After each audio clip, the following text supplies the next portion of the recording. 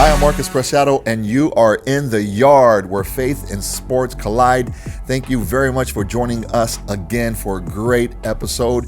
This week, co-hosting with me, I've got Aurora Colello, triathlete, speaker, just an all-around awesome guest. Aurora, thank you for joining us today. Thanks so much for having me. I'm so excited to be here. It's going to be great. You are actually our first female guest, so I really appreciate you coming and joining us. Thank you. That's great. So we're going to have a great time today, guys, and talk about Aurora's amazing story. Trust me, stick around and you don't want to miss it.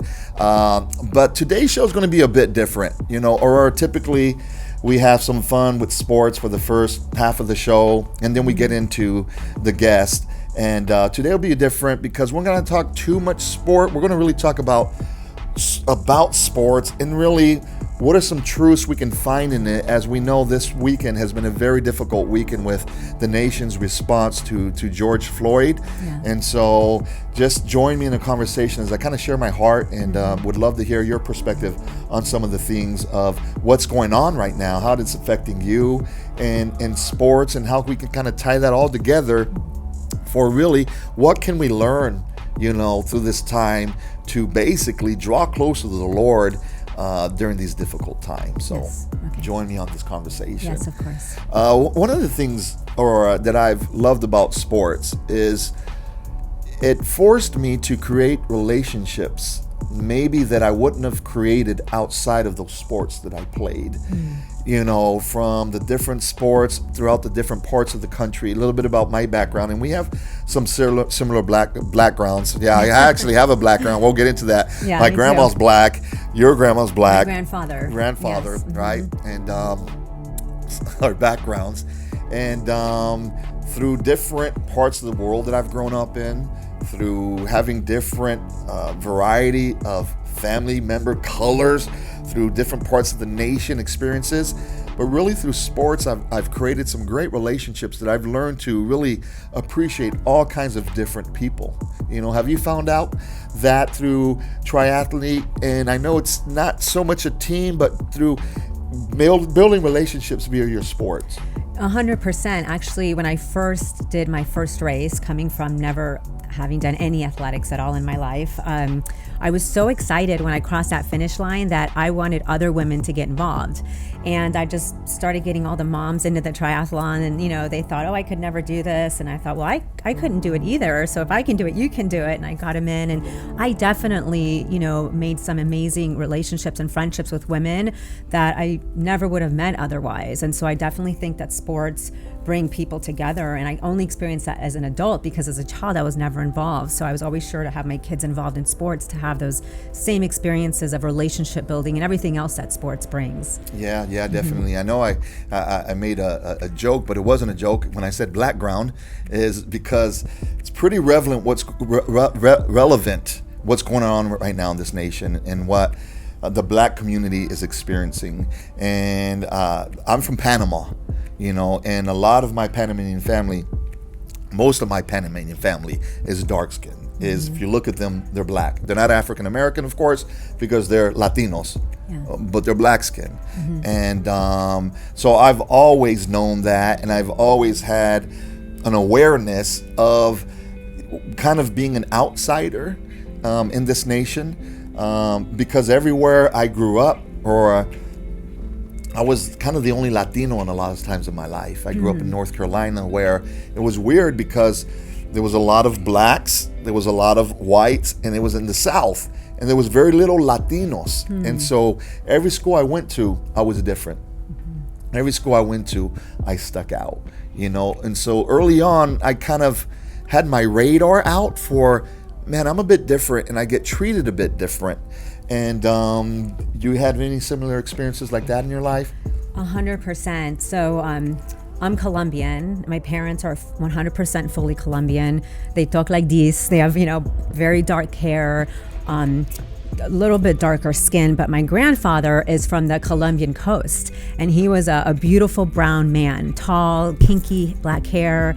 And so while I looked very white and American, I grew up in Northern Virginia, near DC, but but still Northern Virginia, very much, kind of the diplomatic community, and not a lot of Hispanics at all, to the point my maiden name is Gonzalez. My name is Aurora Gonzalez. I used to tell them my name was Laura Smith because I didn't want to stick out as Latina. Sure. I have cousins that are black. They're black skinned. They're very dark skinned. And so for me, I always tell my kids, if we were more if I had taken more of the DNA of that side of my family, would we be treated differently? And the answer, sadly, is yes. So I want to go back to that. That's pretty interesting that you referred to yourself as Aurora Smith. Laura Smith. Laura Smith. I wouldn't even say, because as I knew my name to be pronounced correctly was Aurora. Yeah. People say Aurora or however, but my name was very Hispanic sounding. And Gonzalez, forget it. Like, that's the most Hispanic name, right? Yeah, so I think that's probably pretty interesting for most of our listeners to think of, wow, there's so much kind of pressure or oddness or things that I want to avoid just with my name. Mm-hmm. Yes. Right, just with my name. Mm-hmm. And like you said, your color, by first glance, you would kind of just place you in, oh, you're a white American.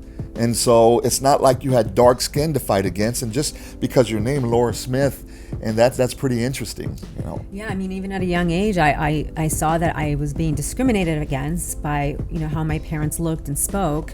And so I was scared that my name sounded so Hispanic. And so I would lie and tell my friends that was my name, or my neighbors and my, my little play friends in the community, that my name was Laura Smith and not Aurora Gonzalez, which was my name.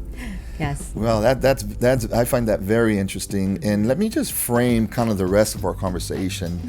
One of the things I learned through that was developing relationships with white people, developing relationships, of course, with Latinos, developing relationships with black people. And I learned that there was beauty in every one of those cultures, that there was beauty in every one of those people.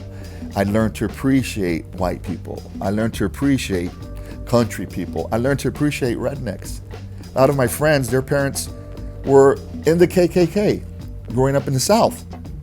And yet, I still found a way to make relationships with those kids because they just had these prejudice, I wouldn't say hatred towards me, but these prejudice towards me that by getting to know me faded away. But not only did I face rejection from the white community, I also faced plenty of rejection from the black community. So I want to be sure, you guys, this narrative is not against the white community, against the black community, pro-Latino community. I'm going to be very clear that God has a love for us all, regardless of your color, regardless of where you're from. There's no race inferior or greater than the other. And I learned to love every one of them. And that's really what I want to talk about is, some of the nuances, us growing up, and really how there's a narrative, I believe, that the media wants you to believe. There's a narrative that society wants you to believe, which is very divisive, right? They want to give you binary options. Are you pro-cops or are you pro-Black Lives Matter? Are you Republican or are you Democrat? Are you conservative or are you progressive? And I've got friends in all of that mix who are beautiful. Black, white, Asian, brown, Latino. And because of sports being a key part, I've built relationships with all of them and found out, man, they are all beautiful. And I've also found out they are all jacked up too.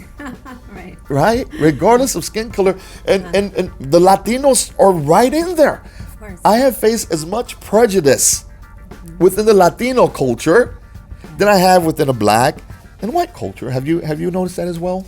Yeah, it's so interesting. We have very similar things here because growing up, I wasn't Latina enough for the Latino girls, or even just in college, I went to a really international school, and I wasn't white enough for the white people because I am Latina, and I was culturally raised very Latina.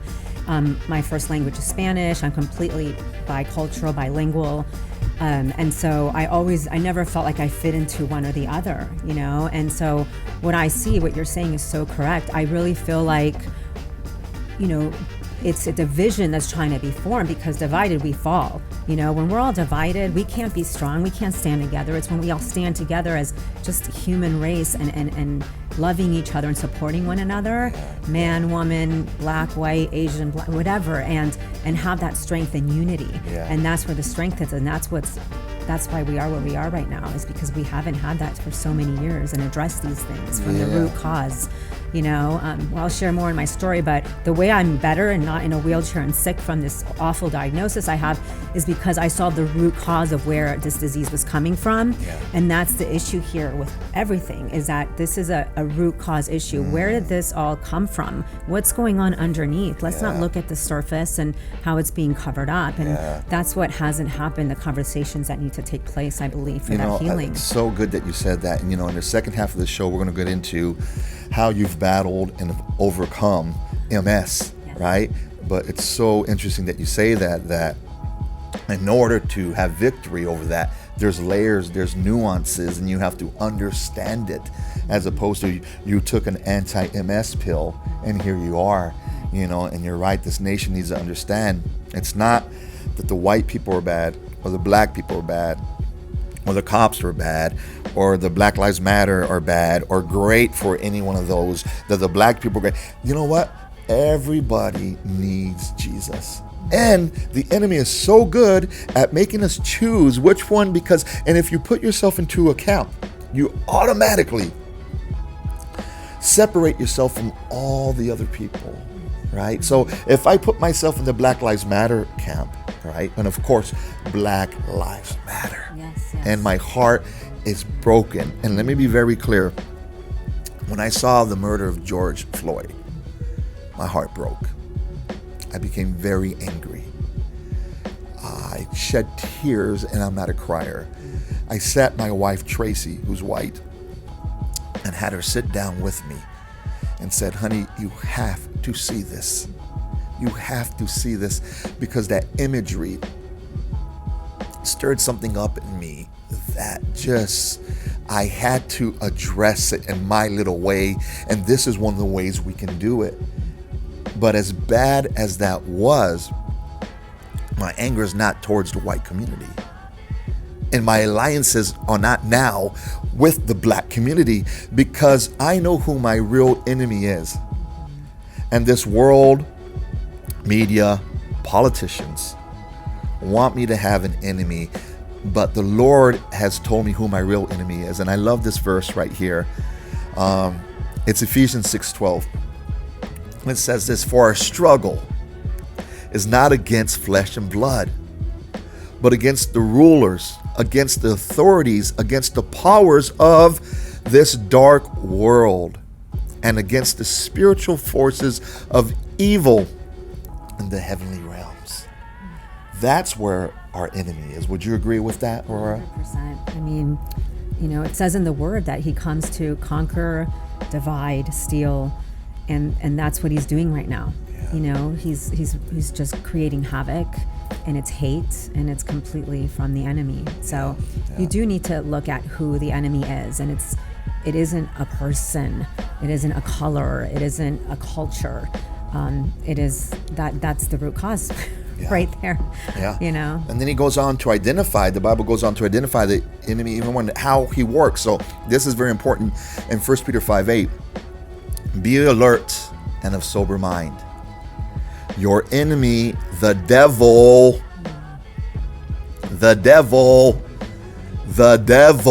is your enemy, not the black people or the white people or the Latinos.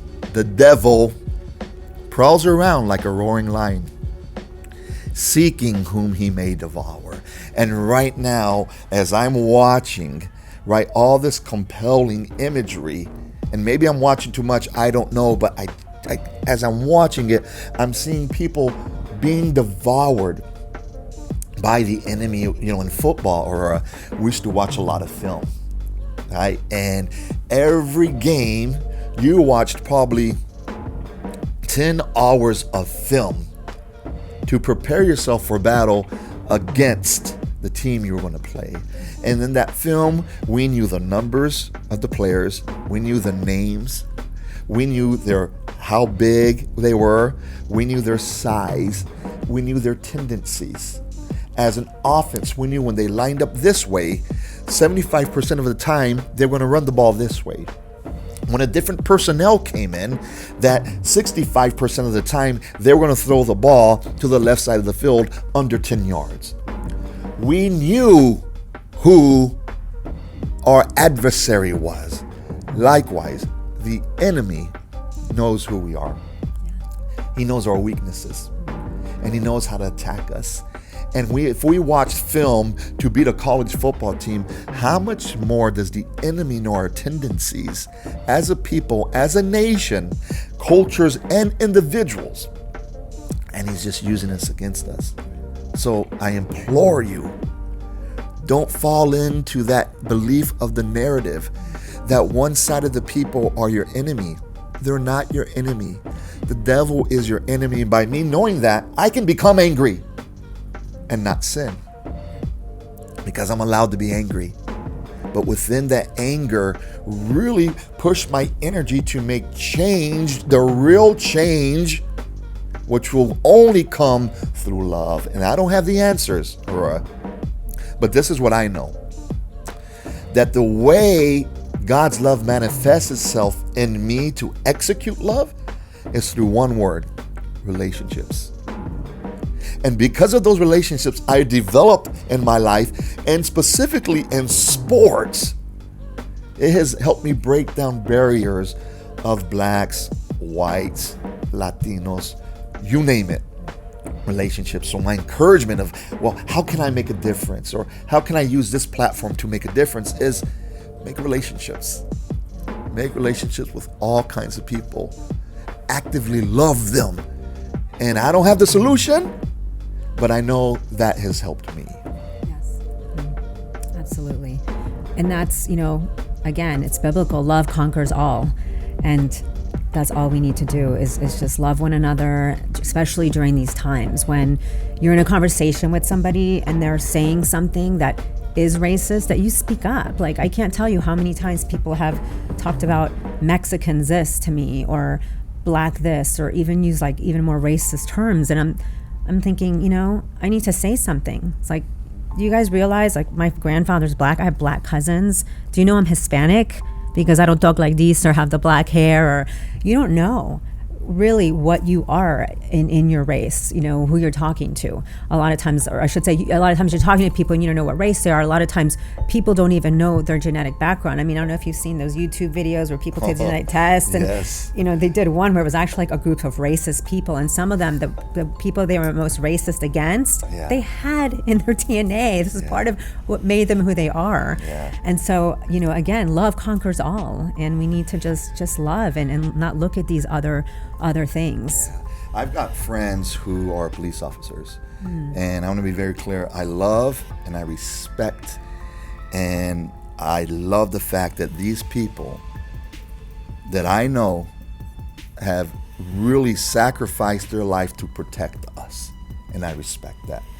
I also know that there are some in that field, like every other field, that are bad apples, and unfortunately, with the power they have, they can really do way more damage than most other people who are bad apples in different fields, right? But I don't think people understand when you're a person of color, right, that you have to filter things differently. And I share this funny story, and it's not too funny, but it's funny because I really don't take these things personal. I got pulled over a couple years ago. And I should have got pulled over because I made an illegal U-turn. So let me be clear. I should have got pulled over, right? And I should have got a ticket. Right. But the police officer pulls me over, and it was a Sunday afternoon after church in my white Honda minivan. So let me set the scene. So I get pulled over, and the police officer stops me and approaches me, and I show him my ID. My ID at the time, I had a shaved head, because I didn't like combing my hair.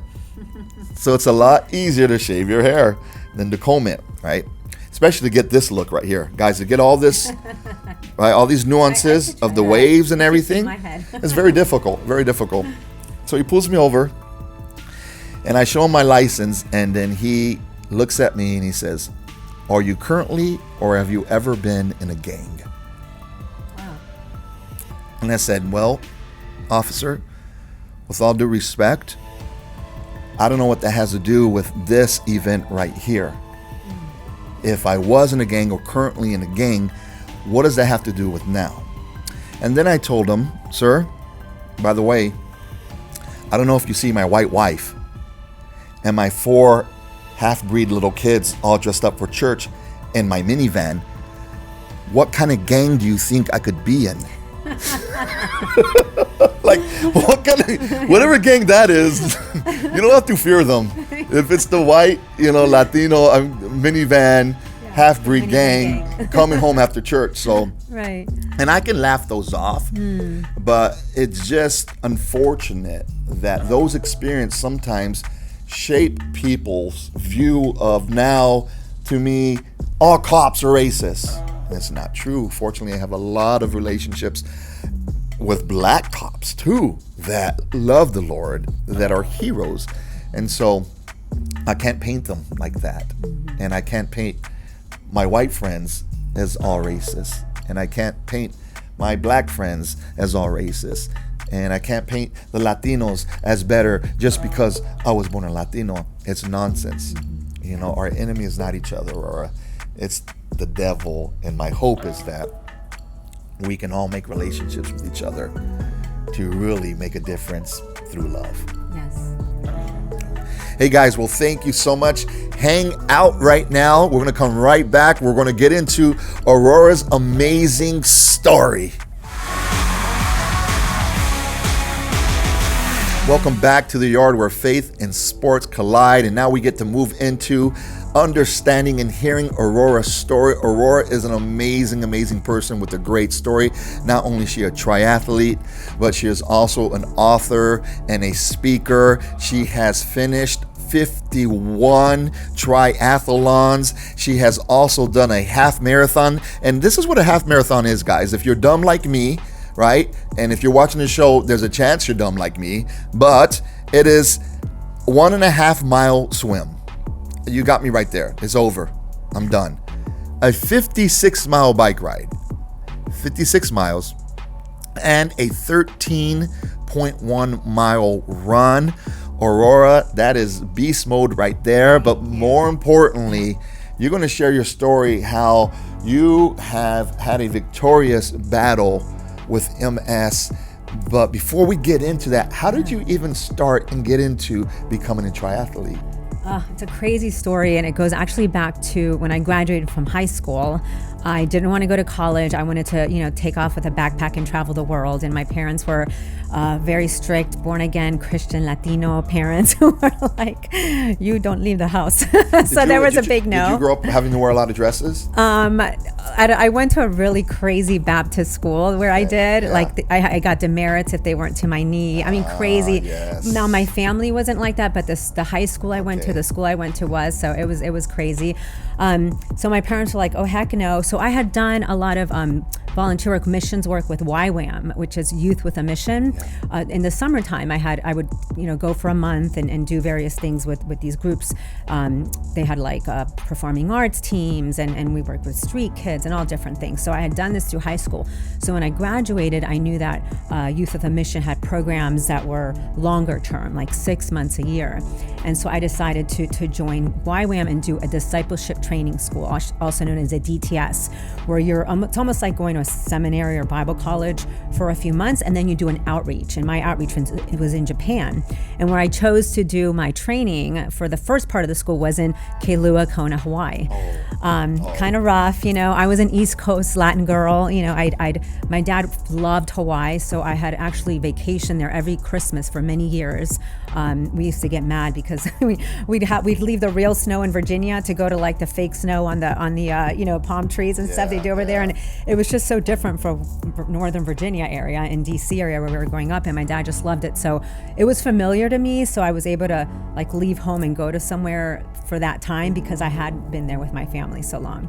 So during this time was the Ironman World Championships, which is like the Olympics of our sport. it is the top athletes in the world. And triathlon now is one of the largest growing sports in the world. But at the time, nobody knew about it. Definitely on the East Coast, we had never heard about it.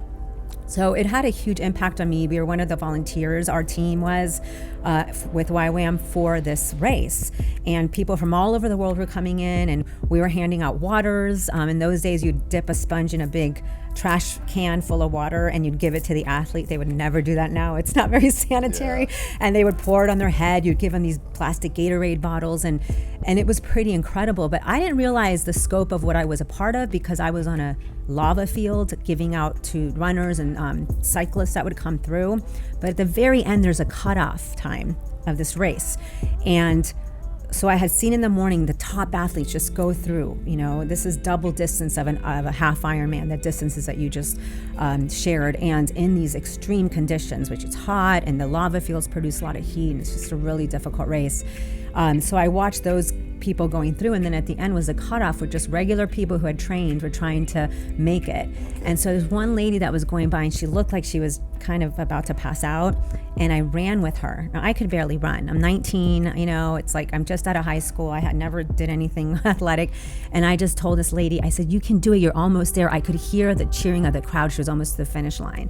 So I jogged with this lady until the chute, the Ironman chute. Now, if you're familiar with Ironman, it is a massive wall of people. It is thousands and thousands of people cheering. I mean, it's deafening. There are lights and cameras and crews from all over the world.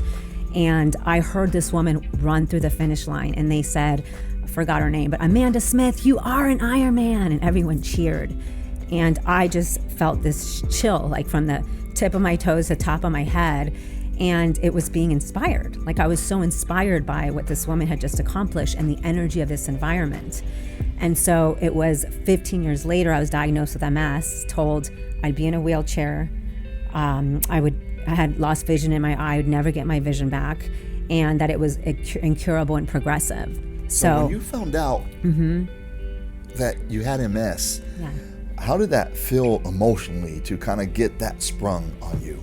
It was devastating. I was 35. I had 4 kids under the age of 7. So our oldest was 7, our youngest was a year old. And so I was just devastated. I always had the false sense that I was healthy because I was skinny. I had 4 kids pretty close together, about 2 years apart. In the middle, there's 3 years.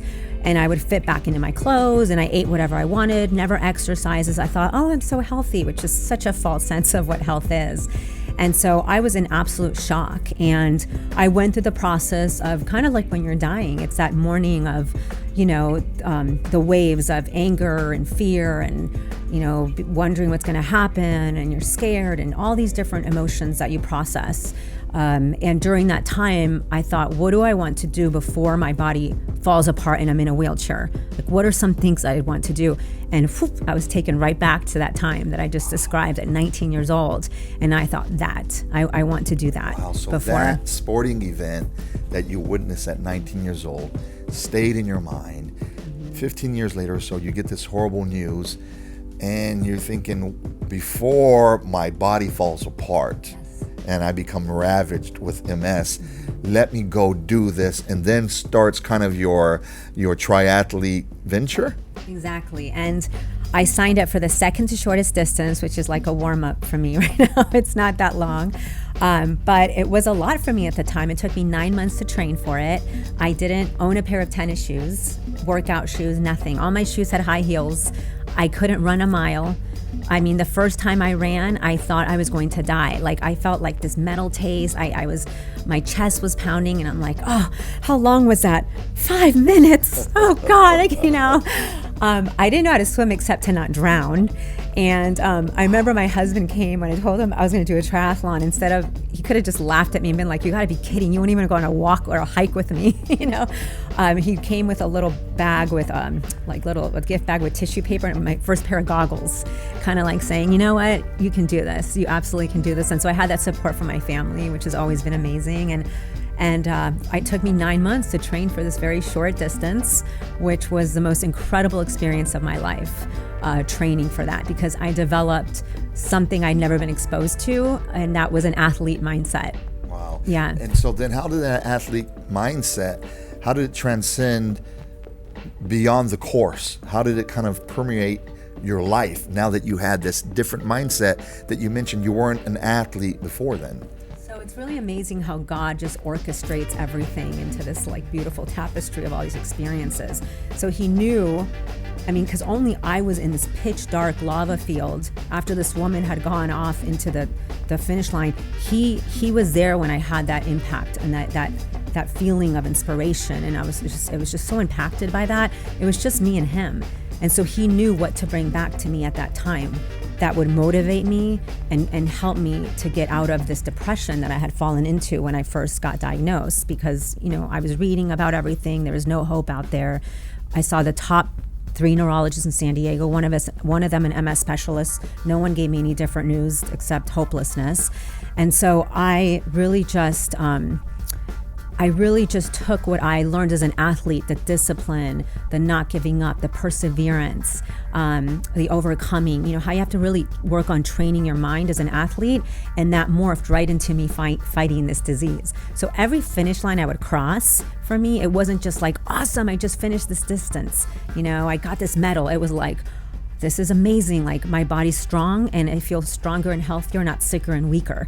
And that's because I'm practicing these things I've learned as an athlete and incorporating into the mindset that you need to fight a disease like MS. So what were the key elements besides starting out to become physically fit, mentally strong? What were some of the other key elements you believe helped you have a successful fight against MS? So I was actually blind for 30 days in my right eye. During the 30 days is when I saw the top neurologist, who just all confirmed everything the first one said. You have 10 lesions all over your brain. You'll never get your vision back because you had an extreme case of optic neuritis, which is inflammation of the optic nerve. Usually it's blurry vision, partial vision loss, double vision. My vision was gone. And that I'd be on medications my whole life. And the big thing was because of where the lesions were located, not just on my brain, but my brain stem, that they all said wheelchair in the next 5 years. If you live in a 2-storied home, quickly make the change to 1-storied home. This will progress quickly. That's scary to hear at any age or any time in your life, but at 35 with 4 young kids, that is just terrifying. And so what happened is I went to, after talking to a lot of different people about what medications they were on and what they were doing, and I found one person that went to a holistic center that taught them how to eat for MS and supplements to take and diet. And he also was on medication, but that part of it was really new to me. I thought, what does that have to do with this diagnosis? Like, would I eat or supplement? Like, I didn't understand. I couldn't make the connection, but I was curious. So I went to this holistic center, and they did something that seemed like a massage. Actually, when the doctor laid me down on the table and started massaging my neck, I popped up and the Latina came out in me, and I was like, what are you doing? I don't need a massage. Like, I'm sick, I'm blind, I have kids at home. Like, what are you doing? And he's like, you don't understand. The optic nerves of your eyes connect through your neck, and this will help stimulate your sight back. And you're very deficient in many minerals and vitamins. You're very depleted. And so if you eat anti-inflammatory and you start solving the root cause of where this disease is coming from, you can really progress and do really well, which is completely opposite of what the top doctor said to me. So I really thought he was crazy. And I went home felt pretty defeated and kind of like I got conned by these crazy holistic people. But I knew that I did not take care of myself. I knew I didn't eat well. I would kind of make my kids a good meal, grab the last carrot and run off to drop someone off at some soccer practice or something. I wasn't taking care of myself, which is very common for stay-at-home moms. You know, you're doing everything for everyone else and not really taking that time to take care of yourself, especially with your diet and your lifestyle. And so that became a big part of what I was doing, because 2 weeks after incorporating these lifestyle changes of just diet and solving the deficiencies in my body, I started seeing light in my eye. Wow. Sparks light, and then a little color. And I said to my neurologist, something's happening with my vision. I can see something's going on. He's like, no, don't get excited. It's just your nerves firing off. This happens. And it just kept getting more and more clear. And 2 weeks after that little massage on my neck, which is actually, it's called a cranial massage and chiropractic adjustments to the neck that help for everything to get back into alignment, and solving these deficiencies, just 2 weeks of feeding my body at a cellular level, eating very differently than I ever had in my life, just more intentionally, taking supplements from being so deficient. I mean, I had 4 kids close together. I nursed all my kids. I ran around all the time. It was all of that. I had my vision back better than before. And that was the point where I said, I was literally blind and I can see. I need to research this way and see what that's all about. So then that was I would imagine, a huge catalyst for you emotionally to not only, right, to continue that, but then in conjunction, I think the training became a metaphor, right, for your 100%. life on beating MS. As you're training, you're also beating MS through your new mindset and new strength. Is that kind of what was going on? That's exactly what was going on. I learned, when I am in a race and the gunshot goes off and I'm on the beach in Malibu, I raced the Malibu Nautical Triathlon. I was a featured athlete for many years. It would scare me to death because it wasn't a bay swim. It wasn't the half Ironmans I did in Miami. Everything was flat. It was Zuma Beach with huge waves. And a lot of times there'd be a storm like 2 weeks before that race. And it would scare me to death. Like the water was crazy.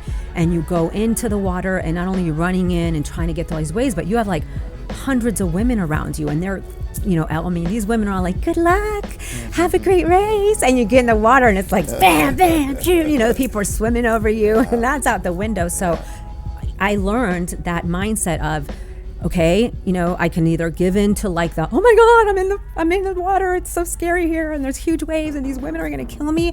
Or I can be like, focus. What did I train for? I'm a really good swimmer. I'm a strong swimmer. I've done all my sets. I know exactly what I'm supposed to do. I'm focusing on that buoy. I'm going to go. And then what would happen? I would wake up one morning and those thoughts of the doctors telling me, oh, you're going to be in a wheelchair, you're going to not get, lose your vision again, and I think, oh my gosh, what's going to happen to me today? Like, am I going to be in a wheelchair today? Am I not going to be able to walk today? Am I going to have numbness in my hands? Am I going to be able to take care of my kids? No, you are doing what you need to do. You're training your body. You're eating how you're supposed to eat. You're solving your deficiencies. You're going to be just fine. You focus on that. And it was like, just, what God says is to, replace those negative thoughts, right? Capture the thoughts. Yeah. I'd have to capture the thoughts in the same way I did in triathlon. I have to capture those negative thoughts of the fear of what this disease is because it's so unpredictable. I've spoken to people who got diagnosed the same year, the same month I have, and they're in a wheelchair. That's how crazy that there's people that died of MS. This disease is so unpredictable. And so that was a huge part of it, is the mindset. So what does it take to be a great athlete? It is the training and it is all those things, but the first thing is here. And that's with anything. You talk to someone who's really successful in their business, what's the first thing that'll conquer this? And same with fighting a diagnosis. It's all that, the mindset is always the first thing. That is amazing. And I think of, the story of Joseph when he finds himself just, betrayed by his brothers. He's now a slave, and now he finds himself in prison. And these are all things that you don't want to go through, right? But yet somehow through it, what the devil intended for evil, right, the Lord turned it around for good. As I'm hearing this, I'm just thinking of how many people have heard your story, because I know you're a writer and speaker too, and I want to shift into that and kind of like how this ugly, scary, potentially devastating thing, through the grace of God, right, you were able to turn around and now are using it as a platform to glorify the Lord. Yes, it's been so amazing because I really just got into triathlon because, like I told you the story of how I was so inspired, and I was in athletics. So I wasn't expecting to be doing something like this for so long, but the more I did it, the more I fell in love with it. And then these opportunities started coming up.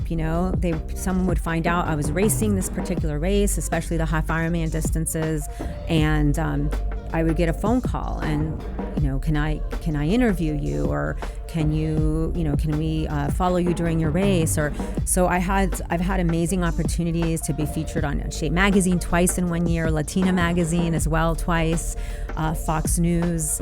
The coolest thing too was Varia TV did they hired actors to reenact my story, and they kind of cut to me talking, and I love those opportunities because not only do I get to share hope with many people who are hopeless, who have newly diagnosed with the disease or have had it for many years, but I get to share that this is more than just I changed my diet and I'm eating really great and I have, I solved my deficiencies in my body. It's like this was something that God very clearly spoke to me to follow, and I followed it in obedience. Now, sometimes, half obedience. Sometimes it was like they talk about, the mustard seed, right? In the Bible, if you have faith like a mustard seed, a lot of times my mustard seed was like a piece of the mustard seed. I wasn't like taking these huge steps of victory. Some days I was just kind of wobbling around, but I was obedient. I had that faith that God was guiding me to something. And yes, I've been able to share my story all over the world. It's been featured everywhere at this point, and it's been really incredible that God's opened those opportunities. I've never made a phone call and been like, interview me, I have MS and I'm racing. It's always been God that's opened these doors for me. As the Bible says, he does exceedingly and abundantly more than you could ever hope or imagine. I see that every day in my life when it comes to this situation and so many others. So it's amazing. For those out there that are maybe struggling with a fear, it might be financial, relationship, health, COVID, racial. I mean, there's a lot of fear going on right now, and people need a message of hope. For those struggling with fear, what would you say to them to encourage them and help them get through it? I would go right back to what I spoke about earlier with the mindset. Everything begins with a thought. That's a biblical as well. And every motivational speaker brings this up too, that you hear about. Everything is a thought. And so you can't, you become what you feed. And so if you're feeding that fear in your mind, you're constantly putting that stuff in your head, Mary, and I get it. You know what? I'm a little researcher. I'm looking at the news. I'm always on looking and seeing what's going on, like alternative media, traditional media, all of that. But there comes a point, and this is part of my success of beating this disease, that you have to protect yourself. So when I got diagnosed, I would not go to MS Society meetings. I would not talk to anybody that was not having a mindset of fighting and overcoming. And so I was alone a lot in this for a long time because I couldn't find my tribe, And so find your tribe that in the fear that you have has overcome it. If you don't have them as people, look at a pastor online, look at a podcast online, look at someone that's overcome and put that in your mind, because if you don't capture your thoughts, this will take over. And if it's a physical thing, the mind controls the body. Fear is fed and it grows and it grows. So I think it's really capturing that fear and looking at where is it coming from. I mean, a lot of times it's coming from something in your past, in your childhood, that is triggering you, or there's so much to that. And so I think it begins with that, is really look at who you're spending time with, who you're talking to, and what you're looking at. What are you putting in here? Are you feeding it or are you fighting it? There's something that says everything you eat and drink feeds or fights disease. Well, replace disease with whatever your fear is. And there you go. You can feed it or fight it. So.